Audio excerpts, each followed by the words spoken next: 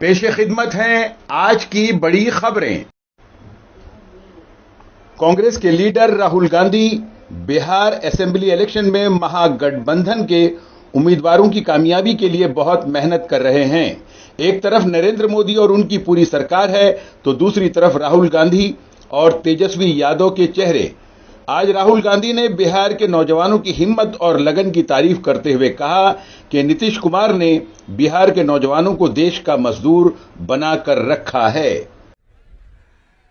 मैं हिंदुस्तान के हर प्रदेश में जाता हूं, कर्नाटक, तेलंगाना, आंध्रा, अरुणाचल, असम, जम्मू कश्मीर, लद्दाख, सब जगह जाता हूं और जहां भी मैं जाता हूं मुझे बिहार के युवा दिखाई देते।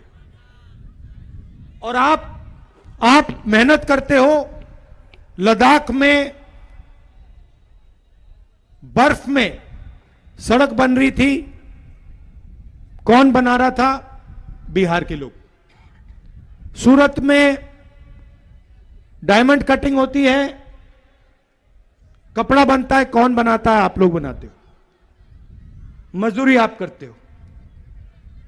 बड़ी बड़ी इमारतें बनती हैं, इंफ्रास्ट्रक्चर बनता है, पुल बनते हैं, टनल बनती है, कौन बनाता है? बिहार के युवा बनाते हैं। आपको नीतीश जी ने देश का मजदूर बना दिया है। जहां भी आप जाते हो, जहां भी आप जाते हो, आप मजदूरी करते हो। ऐसा भविष्य आप चाहते हो? क्या बिहार का युवा चाहता है कि वो अपनी जिंदगी मजदूरी करते हुए बिता दे? मरकजी वजीर ट्रांसपोर्ट नितिन गडकरी भी बिहार पहुंच गए हैं।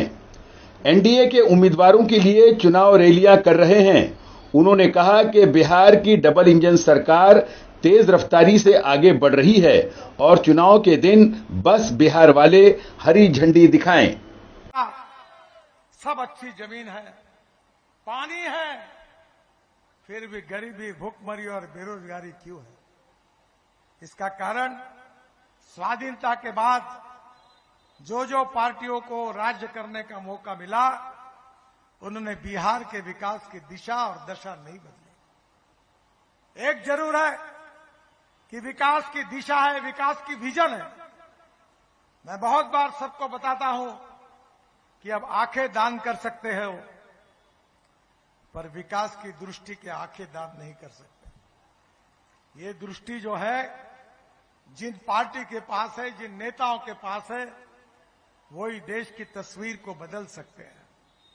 और इसीलिए मैं आपको यह बताने के लिए आया हूं कि आज बिहार की सरकार और दिल्ली की सरकार ये डबल इंजन बिहार के विकास के लिए लगा हुआ है।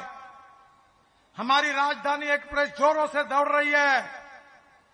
केवल चुनाव के दिन हरी झंडी दिखाने का काम आपको करना है।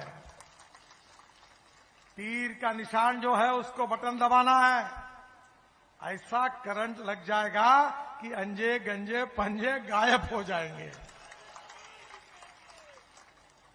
ये ताकत आप में है और आपने ये कर दिया तो काम हो गया। ये राजधानी एक्सप्रेस सुपर स्पीड से विकास की दौड़ेगी और आपके जीवन को, आपके भविष्य को बदल देंगी। यही बताने के लिए मैं आपके पास आया हूं।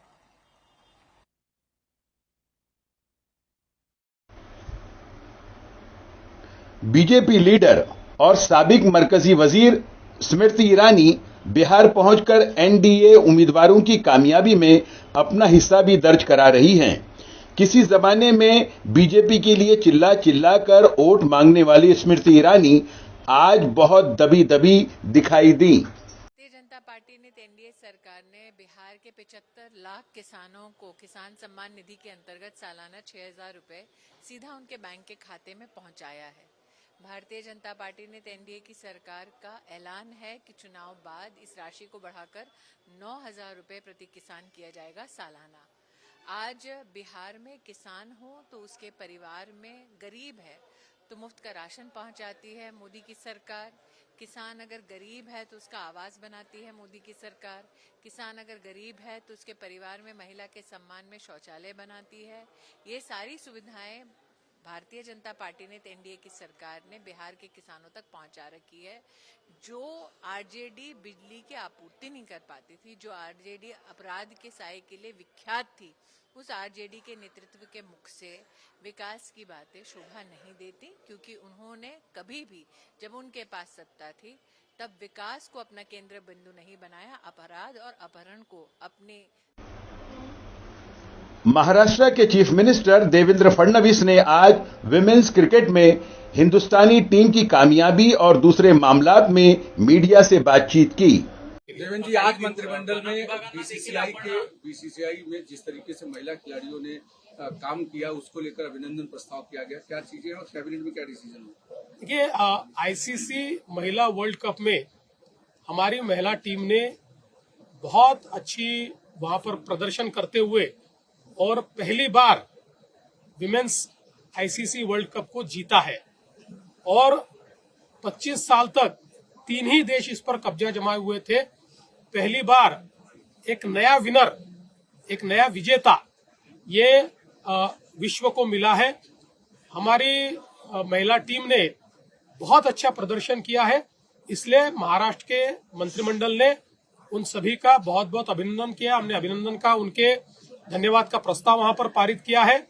साथ में महाराष्ट्र की जो 3 हमारी लड़कियां उसमें खेलती है, जिसमें स्मृति मानधना है, जिसमें जिमीमा रॉड्रिग्स है और जिसमें राधा यादव है, इनका उचित सम्मान ये महाराष्ट्र सरकार करेगा, ये भी निर्णय इसमें लिया गया है। और जब भी ये पूरी टीम मुंबई में होगी तो टीम का भी हम लोग सम्मान करेंगे, ऐसा भी निर्णय हमने लिया है। तेंदुओं को लेकर के भी एक केंद्र सरकार से बातचीत करने का जो फैसला, ये जो पूना और अहिल्यानगर का सारा इलाका है, यहाँ पर अभी तेंदुओं की संख्या करीब 1300 तक पहुंची है। और अभी हाल ही में पिछले कुछ दिनों में मैन एनिमल कॉन्फ्लिक्ट में बड़े पैमाने पर लोगों की मृत्यु हुई है। इसके चलते एक गुस्सा भी लोगों में है और लोगों को लगता है कि इसमें कोई न कोई उपाय किया जाना चाहिए। तो इसके ऊपर काफी हमने चर्चा की और चर्चा करने के बाद ये फैसला लिया है कि जहाँ एक और जो तेंदुआ नरभक्षी होता है उसको पुट डाउन करने का भी एक कभी कभी आपको निर्णय लेना पड़ता है, तो ऐसे समय वो निर्णय लिया जाएगा। लेकिन एक बड़े पैमाने पर ये तेंदुओं को पकड़ के उनको रेस्क्यू सेंटर में देना, ये भी एक मुहिम हम लोग हाथ लेना चाहते हैं और साथ में हम लोग इनका स्टरलाइजेशन भी करना चाहते हैं।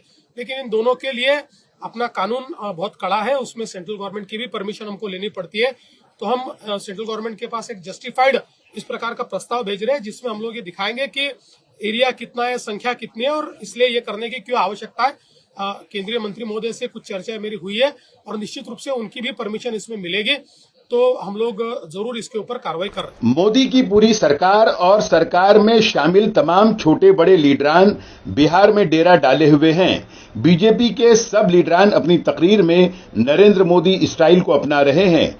वजीर दाखिला अमित शाह समेत बीजेपी के नेशनल प्रेसिडेंट जेपी नड्डा भी आज चुनावी रैली में नरेंद्र मोदी के स्टाइल में बात करते हुए दिखाई दिए।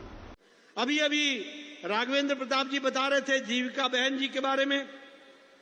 आप बताइए बहन जी हमको कि आपको महिला रोजगार योजना के तहत 10-10 हजार रुपए मिला कि नहीं मिला? मिला कि नहीं मिला? और अभी इसके बाद चुनाव के बाद 2 लाख रुपए आपके खाते में आएगा ताकि आप स्वरोजगार के साथ अपने आप को जोड़ पाएंगे। ये आपको बताना चाहता हूं। आप बताइए बिजली 125 यूनिट फ्री हो गई है कि नहीं हो गई है? बिजली फ्री हुई है कि नहीं? इसका लाभ मिला है कि नहीं मिला है?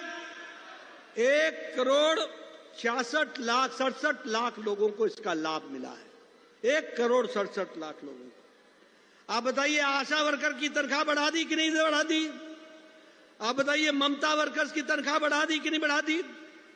आप बताइए अपंग, विधवा और वृद्धा, इन सब की पेंशन 3 गुनी बढ़ा दी कि नहीं बढ़ा दी? 3 गुनी पेंशन बढ़ा दी है। अब आपने नीतीश कुमार जी को अगली सरकार के लिए आगे बढ़ाना और विकास करना, इस काम के लिए आप राघवेंद्र जी को आगे बढ़ाइए। SIR जिसे सर कहा जाता है, पूरे मुल्क में दूसरे फेज की कार्रवाइयां शुरू हो रही हैं। हुकूमत बड़ी शिद्दत से और बड़े जोर से उसे अमल करवाना चाहती है, लेकिन मगरिबी बंगाल शुरू से उसकी मुखालफत कर रही है। वेस्ट बंगाल की चीफ मिनिस्टर ममता बनर्जी इस अमल को रोकने के लिए अपने साथियों के साथ सड़कों पर उतर आईं। समाजवादी पार्टी के सदर अखिलेश यादव ने बीजेपी पर हमला करते हुए कहा कि नरेंद्र मोदी सरकार सनतकारों पर जो दौलत लुटा रही है, उसे बंद करके महागठबंधन बिहार के नौजवानों पर खर्च करेगा। ये बीजेपी के लोग कह रहे थे कि नौकरियां कहां से आ जाएंगी, ये नौकरियां कहां से कर दोगे।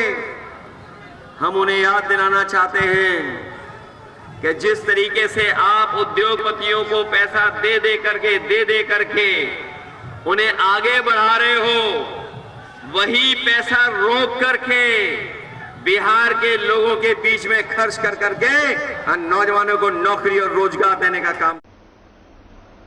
बीजेपी का मुस्लिम चेहरा शाहनवाज हुसैन बिहार में एनडीए की कामयाबी के लिए कूद पड़े हैं।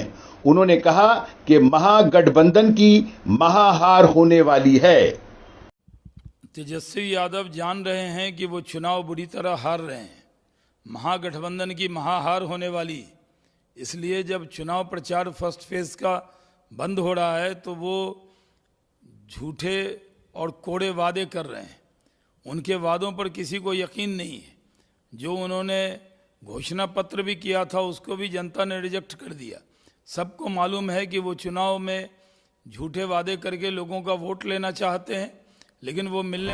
आप सुन रहे थे आज की बड़ी खबरें सैयद निजामुद्दीन कासिम की आवाज में। अब इजाजत दें, खुश रहें, आबाद रहें।